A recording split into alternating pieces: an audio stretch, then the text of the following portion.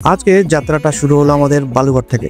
আমি আর আমার ভাই সকালে রওনা দিয়ে দিলাম রায়গঞ্জের উদ্দেশ্যে। কিন্তু রায়গঞ্জে ঢোকার আগে যাব আরো এক জায়গায়। অবশেষে আমরা পৌঁছে গেলাম আমাদের আসল গন্তব্যে, কালীকন্ডি ধাম, যেটার জন্য এত দূর থেকে আসা, যেটা কালিয়াগঞ্জের মেন রোড থেকে মাত্র 1 থেকে 2 কিলোমিটার ভেতরেই পেয়ে যাবে। যেতে যেতেই দেখতে পাবে তোমরা সাইনবোর্ড সেখানে যাওয়ার জন্য। আর একটু যদি দূর থেকে চোখে পড়লো এই সুন্দর ধামটি। এটা আসলে এক অপূর্ব রাধাকৃষ্ণের মন্দির, যেটা মাঠের মাঝখানে অবস্থিত। মন্দিরে ঢোকার আগেই দূর থেকে চোখে পড়লো তার চারপাশে শান্ত পরিবেশ। আর এই মন্দিরের পাশেই ছিল এক সুন্দর পুকুর। পুকুরের জলে মন্দিরের প্রতিফলন যেন একেবারে ছবির মতো লাগছিল। মন্দিরে প্রবেশ করতেই চোখে পড়লো রাধাকৃষ্ণের দৃষ্টিনন্দন প্রতিমার সৌন্দর্যে চোখ যেন আটকে গেল। চারপাশে ধূপধুনোর সুগন্ধ আর ঘন্টার ধ্বনি, সব মিলিয়ে ভেতরে এক আলাদা শান্তি অনুভব করলাম। মন্দির থেকে বেরোতে দেখি পাশে চলছে আরো একটি বড় মন্দিরের নির্মাণ কাজ।